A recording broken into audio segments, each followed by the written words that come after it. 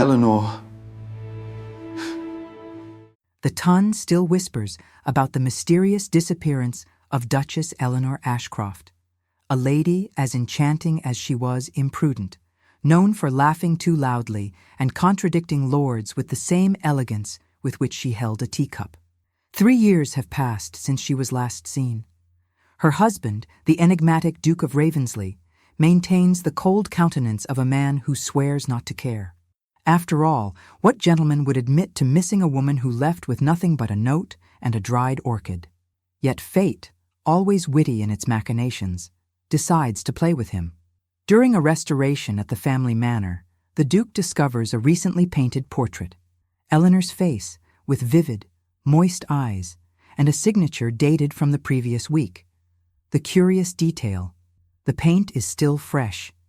How was this possible? The painting bore the exact style Eleanor once created. And so begins a chase worthy of ballads and scandals. Enigmatic letters, clues hidden in piano scores, mysterious paintings, gossip that simmers in chandelier-lit salons.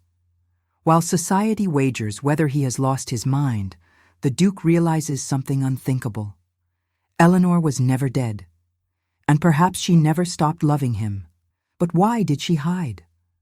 Eleanor, now living disguised as an artist under the name Miss Ellis, is not at all willing to make things easy.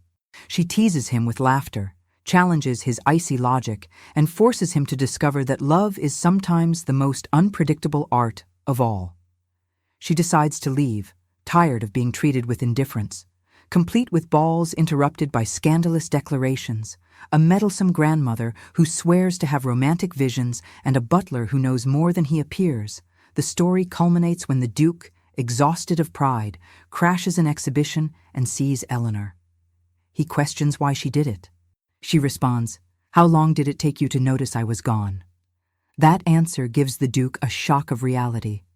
Between tears, ironies, and a stolen kiss behind a golden frame, the Duke does everything to win Eleanor back. It takes courage to start anew. The Duke will learn to love and value love. And as the narrator whispers with that sarcasm worthy of Miss Bridgerton, some men need to lose their wife to finally perceive her value. After many attempts and changes from the Duke, Eleanor finally decides to trust him, feeling truly secure by his side at last.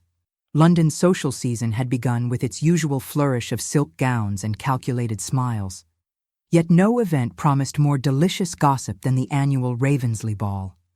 The Duke of Ravensleigh, Alexander Ashcroft, stood at the top of the grand staircase, his face a perfect mask of aristocratic indifference, not a single dark hair out of place. His eyes, sharp as winter frost, surveying the crowd below with practiced detachment. How ironic that the man who hosted London's most coveted invitation appeared thoroughly bored by his own celebration. The servants whispered that since the Duchess vanished, he had become more shadow than man. A lady in lavender silk leaned toward her companion. The Duke has not smiled in 3 years, not since she left him. Can you imagine the scandal? A Duchess simply vanishing without a trace. What the gossips failed to notice was how the Duke's fingers occasionally brushed against his coat pocket, where a dried orchid remained hidden. Eleanor's favorite flower, her parting gift, a cruel reminder of everything he lost through his own blindness. The orchestra began a new melody, one that Eleanor had once played on their pianoforte. His jaw tightened imperceptibly. Even the music conspired to haunt him tonight. But fate had a particularly intriguing surprise prepared. For at that very moment, a latecomer arrived at the grand entrance. Her simple blue gown lacked the ostentatious frills favored by the Tun. Her chestnut hair arranged with elegant simplicity rather than towering fashionable heights. Miss Charlotte Ellis, the mysterious artist whose portraits had captured London's imagination. Known for refusing to paint anyone lacking, as she called it, a genuine soul behind their eyes. The Duke's gaze caught hers across the ballroom. For a fraction of a second, something flickered in those icy depths. Recognition, confusion, pain. But it could not be. Eleanor was gone. And yet, those eyes, that particular way her head tilted when curious, the unmistakable arch of her eyebrow when amused. The ton watched in fascination as color drained from the Duke's face. The ever-composed Ravensleigh looked as though he had seen a ghost. Perhaps he had. Miss Charlotte Ellis moved through the ballroom with the grace of someone who understood precisely how to remain unnoticed while seeing everything. A skill the former Duchess had perfected over years of navigating treacherous social waters. For 3 years, she had lived in a small cottage at the edge of town, painting portraits that revealed souls rather than mere faces, learning to breathe without the weight of a duchess's crown upon her brow, learning to exist without him. Now, sipping her champagne in a corner, she watched Alexander from beneath lowered lashes, the man she had once promised to love until death, the man who had forgotten she existed while she lived under his very roof. How long would it take him to truly see her now? Would he recognize the woman behind the disguise? Or had he forgotten the shape of her mouth when she smiled, the sound of her laughter when truly amused? Lady Whistledown would have a field day if she knew. The lost Duchess, hiding in plain sight, attending her husband's ball. What delicious scandal. Eleanor felt a presence beside her. She turned to find Alexander's grandmother, the formidable Dowager Duchess of Ravensleigh, the only person who had truly known Eleanor at court. "My dear Miss Ellis." The older woman's eyes twinkled with mischief. "How fascinating to finally meet the artist everyone speaks of. I believe you and I have much to discuss." Eleanor's heart stuttered. The clever old fox had recognized her immediately. "Perhaps over tea tomorrow." The dowager's voice dropped to a whisper. "A reunion long overdue, would you not say?" Across the room, the Duke's gaze burned into them, something dangerous awakening in those cold eyes. The game had begun. The dowager's drawing room smelled of jasmine and secrets. Eleanor sat perched on the edge of a velvet chair, her artist's disguise feeling suddenly inadequate before the shrewd gaze of her former grandmother-in-law.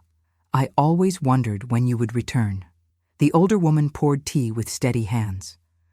"Although I must say, the theatrical flair of your reappearance is worthy of appreciation." "I did not return," Eleanor corrected softly. "I never truly left London."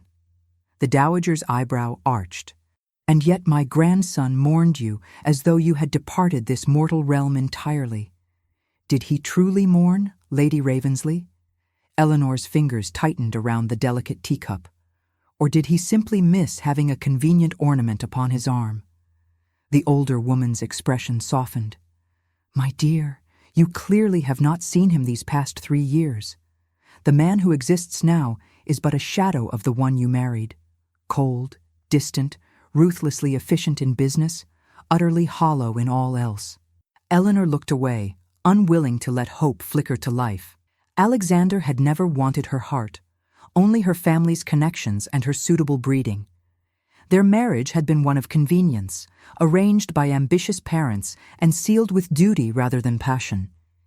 "He did not notice my absence for 3 full weeks." Eleanor whispered the truth that had driven her away. 3 weeks, my lady. I left him a note explaining I needed time alone to consider our future. He did not even realize I had gone until Lord Hampton inquired after my health at a dinner party. The dowager winced. Alexander has always been rather single-minded. Eleanor laughed without humor. "Is that what we call a husband who cannot recall whether his wife wears blue or green to breakfast? A man who speaks more words to his horse in a day than to his wife in a week?" A comfortable silence settled between them, filled with unspoken understanding. "My grandson received quite a shock last night," the dowager finally said. "The portrait in his study. Your work, I presume." Eleanor nodded. "I paint him every year on our anniversary, a private remembrance of what might have been. This year, the housekeeper, Mrs. Phillips, let me in while he was away. I never imagined he would actually notice it." The dowager's smile turned sly. "Oh, he more than noticed it, my dear. He has barely slept since discovering it. He has launched an investigation that would impress the War Department, even cancelled his trip to Parliament this morning." Something dangerously like hope flickered in Eleanor's chest. She quickly extinguished it. "He merely hates mysteries. Nothing more." The dowager reached across to pat Eleanor's hand. "For a brilliant artist, my dear, you are remarkably blind to certain colors, particularly those of the heart." As Eleanor departed, the dowager called after her. "He will be at the Harrington musical soiree tomorrow evening. Searching for you, no doubt. Perhaps Miss Ellis might find reason to attend as well." Eleanor hesitated at the door. "Do you truly believe there is anything worth salvaging?" The older woman's eyes twinkled. "I believe, my dear, that some masterpieces require multiple attempts before the artist discovers the true image beneath. The Harrington musical soiree promised to be precisely as tedious as most such gatherings. Yet the room buzzed with unexpected energy when the Duke of Ravensleigh arrived. For one, he was late. Alexander Ashcroft was never late. For another, his appearance was notably disheveled by his exacting standards. His cravat slightly askew, his hair showing signs of fingers raked through it in frustration. The tongue practically vibrated with speculation. What could possibly have unsettled the unflappable Duke? Alexander cared nothing for their whispers. His eyes methodically scanned the room, searching for one face among the sea of London's elite.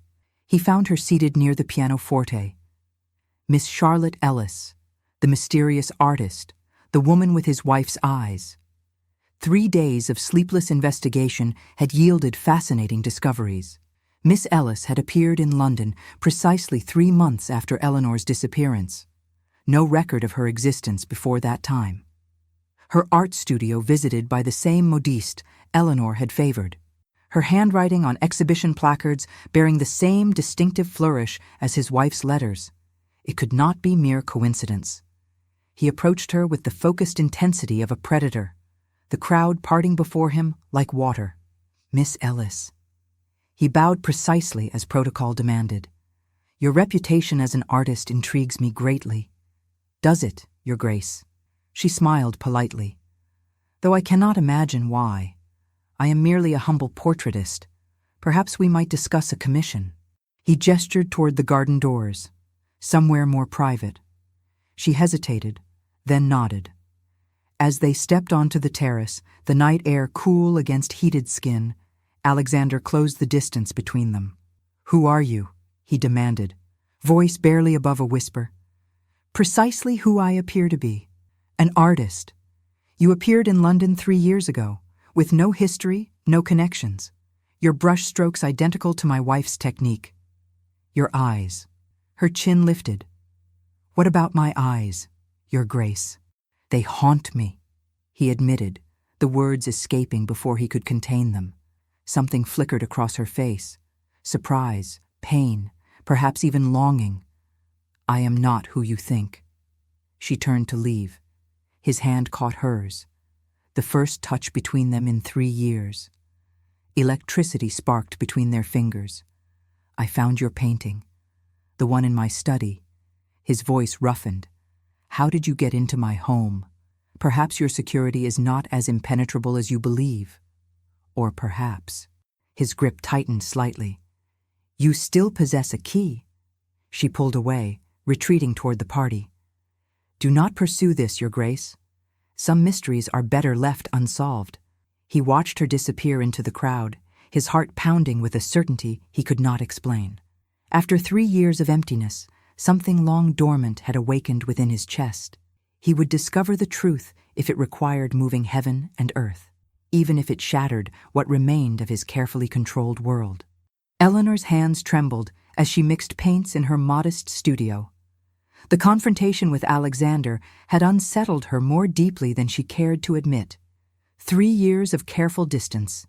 3 years of rebuilding herself from the broken Duchess who had fled in the night. Now it all threatened to collapse because she had indulged in sentiment. The foolish need to leave that portrait in his study. A moment of weakness on their anniversary. A knock at the door startled her from her thoughts. She opened it to find a messenger boy holding a small package. "From His Grace, the Duke of Ravensleigh, Miss." After the boy departed, Eleanor unwrapped the parcel with cautious fingers. Inside lay a dried orchid, the very one she had left with her farewell note. Beneath it, a card bearing a single line in Alexander's precise handwriting. I know it is you, Eleanor. Her breath caught. So simple, yet so devastating. No elaborate accusations, no demands for explanation, just certainty. And something else arrived with the package. A memory, long suppressed, of the early days of their marriage.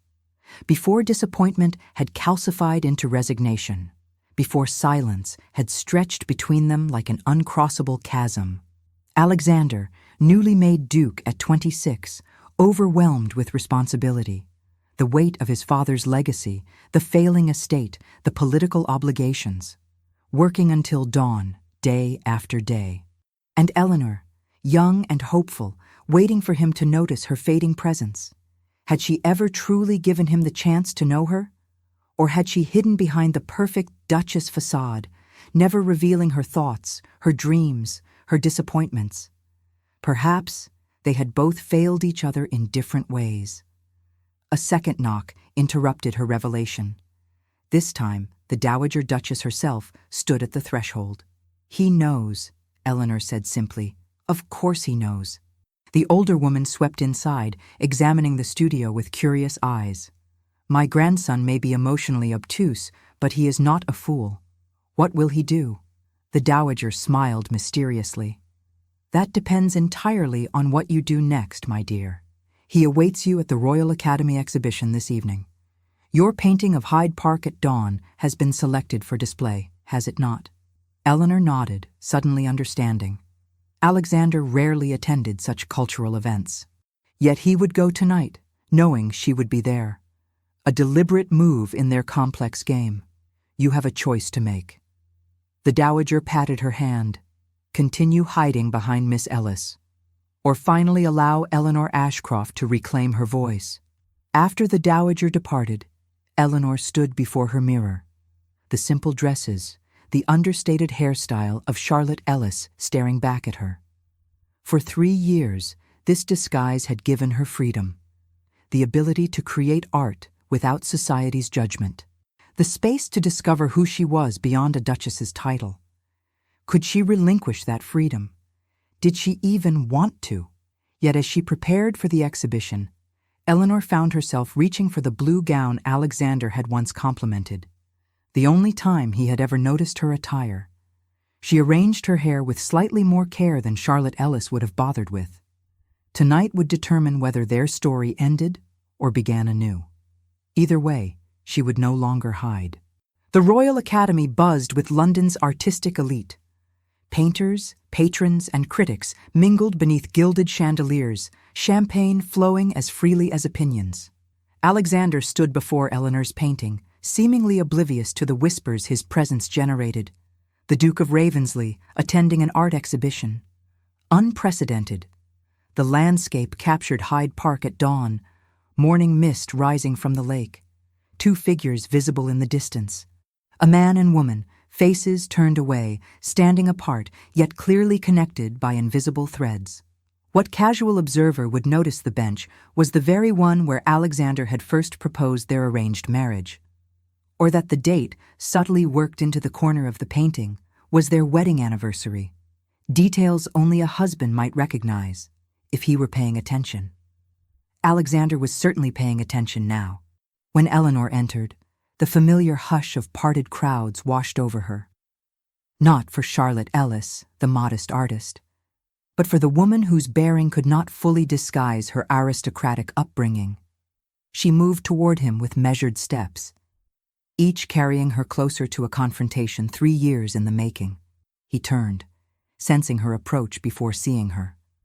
His eyes widened fractionally at her appearance, the blue gown, the pearls at her throat. Small concessions to the Duchess she had once been. "Miss Ellis." His voice betrayed nothing. "Your work continues to fascinate me." "Does it?" she countered softly. "I find that surprising. You never showed interest in art before. Perhaps I never properly appreciated what was before me. Until it vanished." Around them, the crowd continued their chatter, oblivious to the charged exchange. The public reunion of husband and wife, hidden in plain sight. "Your technique," Alexander continued, gesturing to the painting, "reminds me of someone I once knew. A mentor, perhaps, Eleanor suggested. A wife. The word hung between them, neither confirming nor denying the truth they both recognized. Alexander stepped closer, voice dropping so only she could hear. 3 weeks. Pardon. It took me 3 weeks to notice you were gone. His eyes, usually so guarded, revealed raw pain. Not because I failed to see you, Eleanor, but because you had become so adept at being invisible in our home, moving through rooms without sound, disappearing for days into your private chambers. I thought you were simply avoiding me, as had become our custom. Eleanor's breath caught. You never came looking. I believed you wished for solitude, he admitted. By the time I understood you had truly left, your trail had gone cold. I searched for months. Disbelief colored her features. I left you a note explaining my feelings, my doubts, my loneliness. A note that said you needed time to consider our future, he corrected. Not that you were leaving permanently. Not that you were recreating yourself as another woman entirely. Understanding dawned between them. The tragedy of two people speaking different languages, each misinterpreting the other's silence. Why did you return to London? His question gentle now. Why not truly escape? Eleanor looked at her painting, the truth emerging despite herself. I never wanted to escape you, Alexander. Only the emptiness between us. Then why not come home? His voice barely audible. Because I needed to know if you would notice me, truly see me. Not as the Duchess of Ravensleigh, but as Eleanor.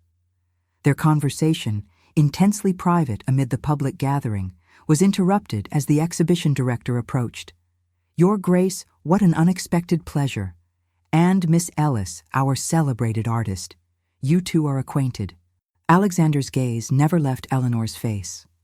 We are just becoming so, though I believe we have known each other in another life. The director beamed, oblivious to the undercurrents. Wonderful. Perhaps your Grace might convince Miss Ellis to accept more commissions. She is frustratingly selective about her subjects. I prefer to paint only what truly moves me, Eleanor replied. Alexander's lips curved slightly. And what moves you, Miss Ellis? Truth, redemption, second chances. The director excused himself, leaving them once again in their private bubble amid the crowd. Will you paint me? Alexander asked quietly. The request contained multitudes. Will you see me? Will you give me another chance? Will you come home? Eleanor met his gaze steadily. I already have, Your Grace. Many times. Whether you noticed is another matter entirely. She turned to leave, pausing only to whisper. Tomorrow. My studio. 4 o'clock. If you truly wish to be seen. As she walked away, Alexander remained before her painting. The two figures in the distance, separate yet connected. A perfect metaphor for what they had become. And perhaps for what they might yet be. Eleanor's studio bathed in afternoon light when Alexander arrived precisely at 4. Not a minute early, not a second late. Punctuality, his eternal companion. She had prepared herself for this moment. Easel positioned by the window, canvas ready, brushes arranged with meticulous care. What she hadn't prepared for was the sight of him without his ducal armor. He wore a simple riding coat, no elaborate cravat, hair slightly windblown from the journey. He appeared almost human, almost approachable. You came, she noted, gesturing toward the chair she had positioned for him. Did you doubt I would? Eleanor smiled faintly. You were always dutiful, Alexander, even in our marriage. He flinched at that, a small crack in his facade. Where would you like me? He asked, removing his coat. By the window. The light captures your profile best there. He settled into position with natural grace. Even in simplicity, a duke remained a duke. Eleanor began sketching preliminary lines, the familiar ritual calming her nerves. How long have you been painting? Alexander asked. Since childhood. My governess considered it a suitable accomplishment for a future duchess. Little did she know it would become my salvation. And my torment, he added quietly. That portrait you left in my study. I have spent nights staring at it, wondering how it appeared, how you gained entry. Mrs. Phillips has always had a soft spot for me. A confession offered like a small olive branch. Silence settled between them as Eleanor worked. The scratch of charcoal against canvas, the distant sounds of London beyond the windows, the steady rhythm of their breathing, gradually synchronizing without conscious effort. "Why did you marry me, Alexander?" The question caught him off guard. His carefully composed expression faltered. "You know why. Family expectations, suitable connections." Eleanor continued drawing, eyes flicking between canvas and subject. "Not for love, then." His jaw tightened. "Few of our station have that luxury. And yet," she persisted, changing to a finer pencil, "you seemed particularly determined to secure my hand, turning down other eligible matches, pursuing me despite my initial reluctance." A hint of color touched his cheekbones. "You were different. Different. You spoke your mind, at least before we married." His voice softened with remembrance. "At Lady Hathaway's garden party, you disagreed with me about Shakespeare's sonnets. Publicly, without apology." Eleanor paused her work, surprised. "You remember that?" "I remember everything about you, Eleanor." His admission hung in the air between them. "Even when I appeared not to notice, I simply did not know how to tell you." She resumed sketching, heart beating traitorously faster. "Then why the silence? Why the distance?" Alexander looked away, toward the window. "My father married for love. It destroyed him when my mother died. Left him a shell of a man, unable to manage the estate, neglecting his responsibilities. His title. I swore never to become that vulnerable. So you built walls. I built a duchy," he corrected. "Restored our family name, secured our position, and lost your wife in the process." The truth, spoken plainly, hung between them. "When did you stop speaking to me, Eleanor? When did you become a ghost in our home?" Her hand stilled on the canvas. "When I realized my words fell into emptiness. When conversations became monologues. When I understood that while you had married me, you had never intended to share your life with me. I shared everything," he protested, "our home, my name, my position. But not yourself, Alexander." She set down her pencil. "Not your thoughts, your fears, your dreams. Those you kept locked away where I could never reach them." Understanding dawned in his eyes. A revelation 3 years too late. Or perhaps precisely on time. "What would you have me share now?" he asked, voice uncharacteristically hesitant. Eleanor picked up her brush, dipping it in paint. "The truth. Nothing more. Nothing less."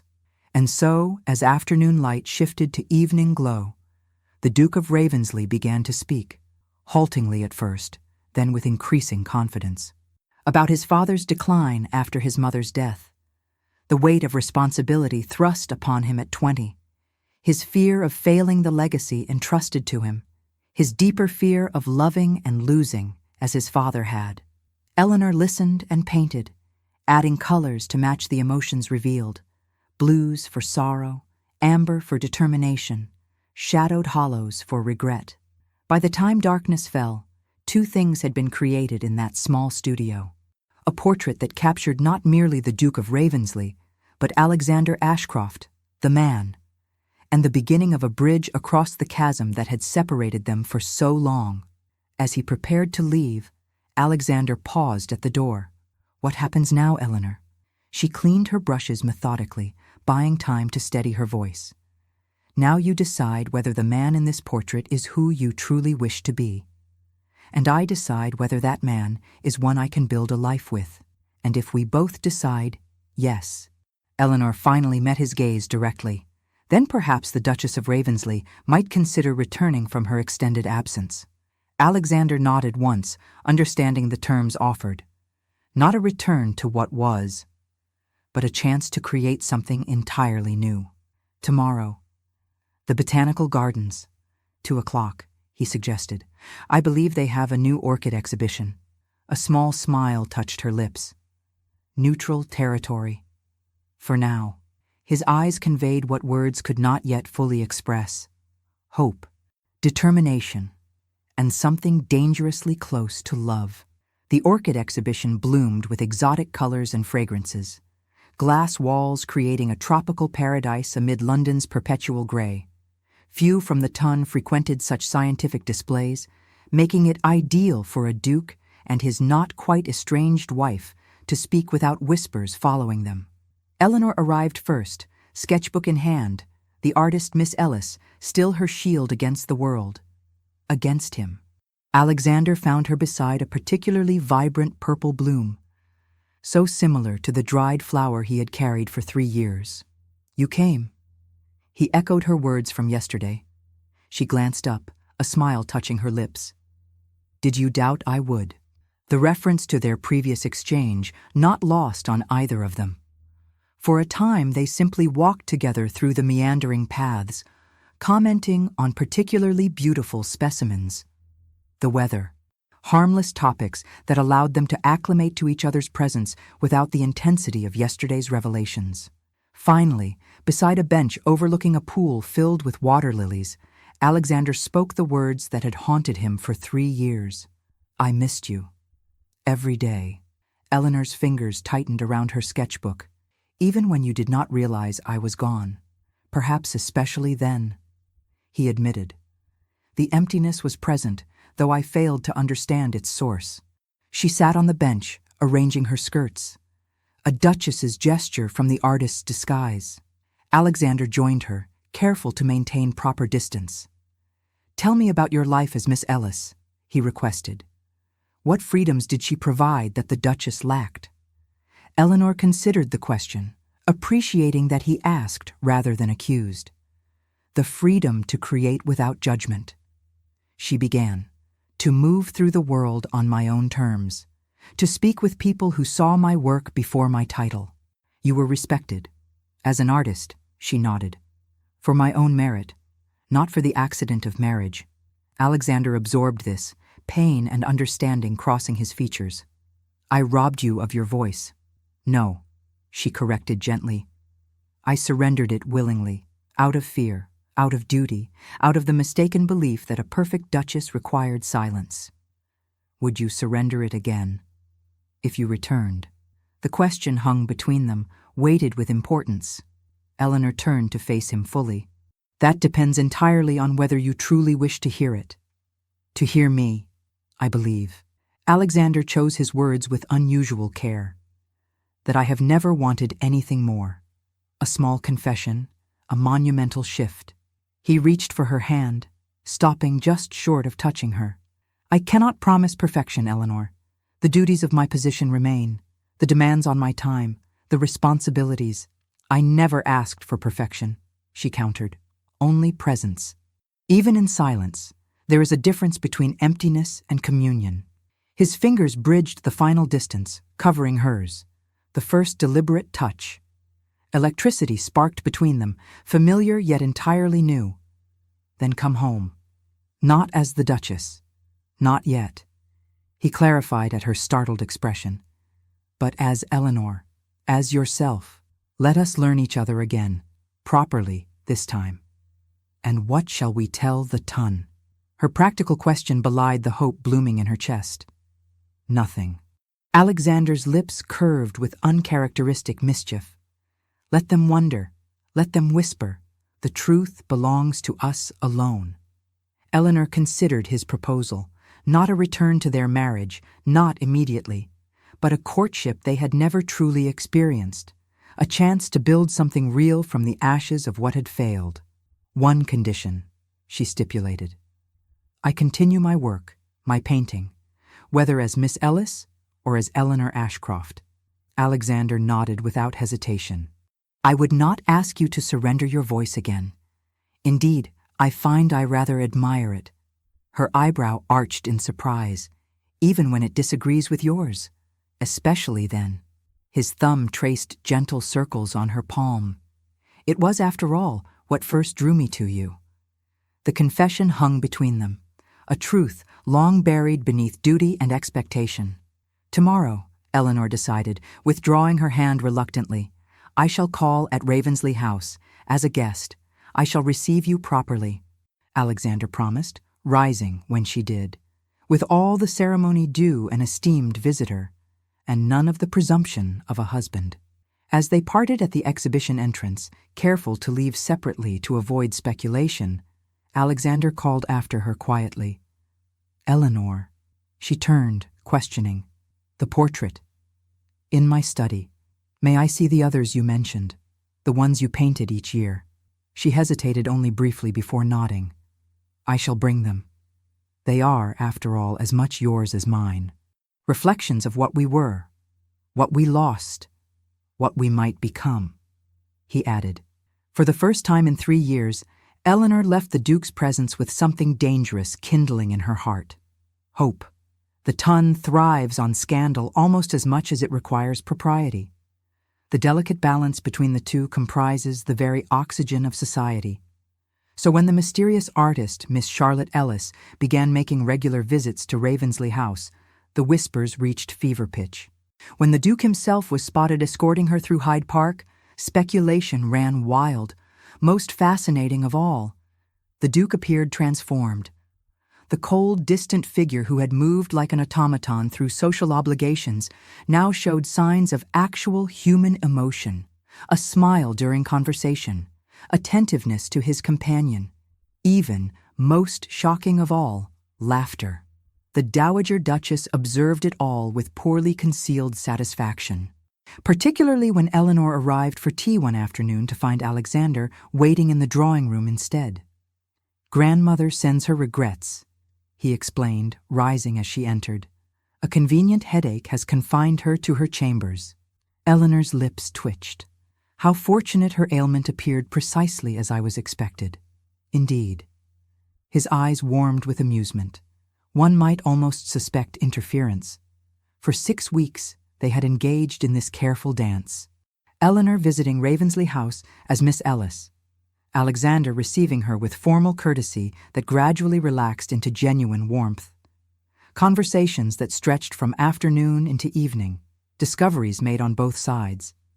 Alexander learning that Eleanor possessed not merely artistic talent, but a brilliant mind for mathematics and languages. Eleanor discovering that beneath the Duke's reserved exterior lay a man of surprising humor and passion for agricultural innovations. Today, however, felt different. Alexander's posture held unusual tension. His eyes followed her with heightened intensity. "I thought perhaps," he began, then stopped, uncharacteristically hesitant. "If you would permit, I might show you something." Curious, Eleanor agreed. He led her not to the usual drawing room or library, but up the grand staircase, toward the family wing that had once been her home. Outside a familiar door, he paused. "Your chambers, as you left them." Eleanor's heart stuttered. "You did not clear them out. I could not." His simple admission revealing volumes. He opened the door, but did not enter, respecting boundaries still tentatively defined between them. Eleanor stepped inside, emotion washing over her at the unchanged room. Her books still arranged on shelves, her writing desk positioned precisely as she preferred, near the window overlooking the gardens. Even the half-finished embroidery she had abandoned remained in its hoop. 3 years, frozen in time. "You preserved everything," she whispered, fingers trailing over familiar possessions. Alexander remained at the threshold. "I could not bear to alter anything. At first, because I believed you would return. Later, because it remained the only place I could feel your presence."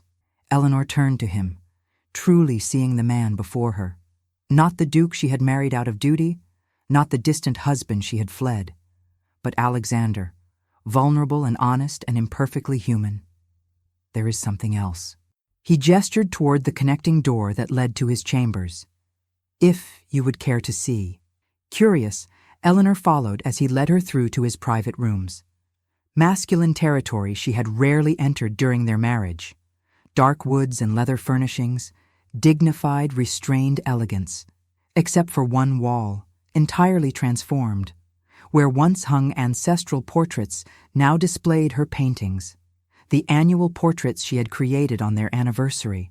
3 in total, representing each year of her absence, plus older works from before their marriage, landscapes she had painted during their courtship, each carefully framed and prominently displayed. "You kept my work," she breathed, astonished. Alexander moved to stand beside her, close but not touching. "I searched for years, purchasing every piece I could find once I realized Charlotte Ellis was you. They became my most treasured possessions." A revelation so contrary to the man she had married. The Duke who had viewed art as mere decoration, who had never commented on her talent. "When did you first suspect Miss Ellis was me?" she asked. "The exhibition last summer." His voice softened with remembrance. "A landscape of the Scottish Highlands, the view from my family's summer estate, a perspective visible only from the small cottage where we stayed after our wedding, before real life intervened." Eleanor remembered the painting. A private indulgence, a memory preserved in oils and canvas. "I nearly approached you that night," Alexander continued, "but fear held me back. What if I was mistaken? What if you rejected me outright? So instead, you launched an investigation," she surmised, remembering the dowager's words. A small smile touched his lips. "I may have employed certain resources, discreetly. The Duke of Ravensleigh, reduced to hiring investigators to find his own wife, who had been hiding in plain sight all along." Eleanor turned to face him fully. "And now that you have found me, what do you intend to do with me?" The question hung between them, laden with possibilities. Alexander stepped closer, close enough that she could feel the warmth radiating from him, smell the familiar bergamot and sandalwood that had always clung to his skin. "I intend," his voice dropped lower, "to ask the extraordinary artist Charlotte Ellis if she might consider another commission." Eleanor raised an eyebrow, pulse quickening despite herself. "What subject did you have in mind?" "Us. As we might be, not as duty demanded, but as we choose to create ourselves." He reached for her hand, raising it slowly to his lips, the gesture both courtly and startlingly intimate. "I cannot promise perfection, Eleanor, but I can promise presence, attention, genuine effort to see you, hear you, know you, if you would grant me the privilege of trying." Tears welled in Eleanor's eyes, 3 years of pain and longing crystallizing in this moment of possibility. She withdrew her hand, Alexander's face falling at the perceived rejection. But instead of stepping away, Eleanor moved closer, raising her palm to his cheek, the first touch she had initiated since her return. "I believe, Alexander Ashcroft, that such a painting would require considerable time and intimacy to properly execute." Understanding dawned in his eyes, hope kindling to life. "How much time would you require?" His hand covered hers where it rested against his face. Eleanor pretended to consider the question seriously. "A lifetime, perhaps. Art of this nature cannot be rushed." "A lifetime," he echoed, voice rough with emotion. "As your patron, I find these terms acceptable. And as my husband." She whispered the word neither had dared speak until now. "As your husband." Alexander drew her closer, foreheads touching. "I find them nothing short of miraculous." When their lips finally met, tentatively at first, then with growing certainty, it was not the first kiss of their acquaintance. But it was, perhaps, their first honest one. Later, as afternoon faded into evening, they remained together in the quiet sanctuary of rooms long separated by invisible walls, speaking of past hurts and future possibilities, of expectations abandoned and new promises made. And when Eleanor finally fell asleep against her husband's shoulder, Alexander watched over her with wondering eyes, memorizing the face he had failed to truly see for so long. The miracle returned to him against all odds and his own blindness. Some men, indeed, must lose their wives to truly understand their value. But the fortunate few are granted the chance to begin again, with eyes fully open and hearts finally brave enough to love without reservation. 1 year later, the Tun still whispers about the miraculous return of Duchess Eleanor Ashcroft, though few know the full truth of her absence or her life as the celebrated artist Miss Ellis. The scandal of her reappearance was quickly overshadowed by an even more shocking development. The Duke of Ravensleigh, known for his rigid adherence to tradition, had commissioned the construction of an art studio on the grounds of their London residence. More shocking still, the Duchess regularly exhibits her work, now under her true name, and the Duke attends every exhibition, pride evident in his previously impassive features. Most astonishing of all, those closest to the couple report that they break every rule of aristocratic marriage. They dine together privately, rather than at opposite ends of a formal table. They walk arm in arm through Hyde Park without footmen hovering nearby. They speak to each other in public as if genuinely interested in one another's thoughts. Scandalous indeed.